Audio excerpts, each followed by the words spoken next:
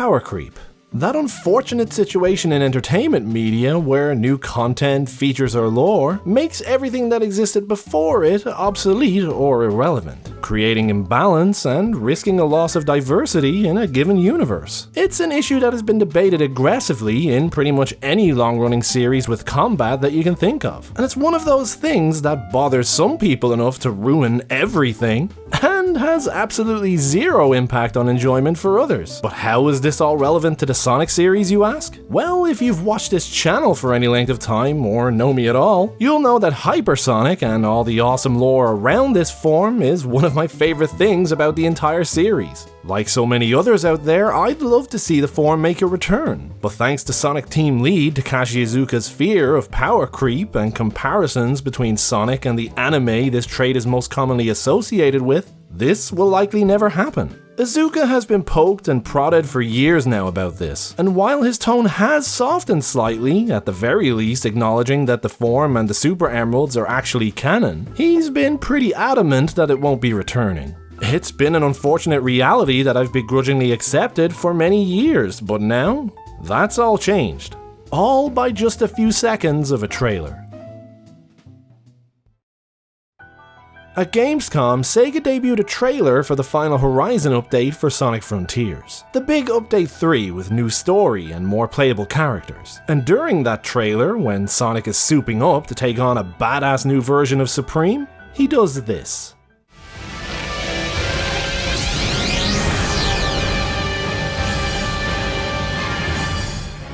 Like when he uses rings to achieve his power boost, Sonic seems to have mastered his control over cyberspace energy and is now able to tap into that energy to enhance his chaos-powered super form. Ascend it, if you will.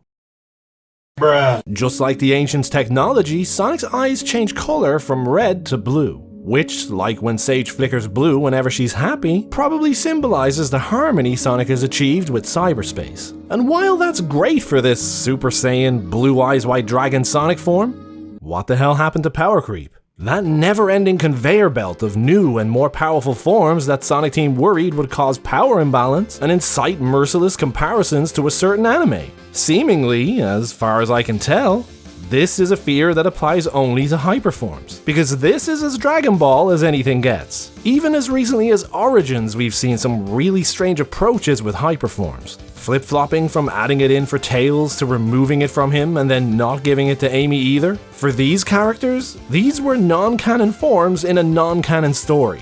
Why bother taking them away? Sonic Team, and more specifically Iizuka, seem to really have some kind of aversion to hyperforms ever returning again. And for the love of God, if you were thinking it, please don't tell me in the comments that it's all because of epilepsy. For the two people that haven't heard this yet, some say Sonic's hyperform can't return again, because his Hyper Flash attack caused epileptic reactions in some players. It's become like that urban legend of Lavender Town syndrome with the original theme for Lavender Town in Pokemon Red and Blue. Internet-fueled and entirely exaggerated. But okay, fine. Jeez. Since I hear you furiously typing away down there, I'll humor you. Pretty much every game has an epilepsy warning now. Epilepsy hasn't caused the removal of every flashing image from video games. They could tone down any effects to try and limit the impact on players. They could even give the option to just toggle those effects off. Hypersonic is still in Origins. Epilepsy has nothing to do with it. Ian Flynn even mentioned in his podcast that he actually raised the idea of having Sonic face the end in his hyperform, but that he was politely told no thanks. I guess what bugs me most is that it just seems like people are digging in their heels about it just for the sake of digging in their heels about it. Like, I've been saying no for this long, I'd look silly now if I said yes. It's confusing for me because honestly, the Sonic series has actually done a surprisingly good job at managing its various powers and forms. Not these things. These things can f***ing die. But if you actually list out all these different forms, Hypersonic, Dark Spine Sonic, Excalibur Sonic, Werehog Sonic, Paradox Sonic, Psycho Sonic, Sonic Man, what you'll notice is that most if not all these different forms are isolated. Be that to their game, their cartoon, their universe, and are often thematically relevant and specifically designed for one scenario, so they never step on each other's toes, become overused, or cause each other to be irrelevant. This one-and-done philosophy has worked for the series for a long time now, and outside of Sonic 3 and Knuckles has allowed Super Sonic to reign supreme as Sonic's ultimate form.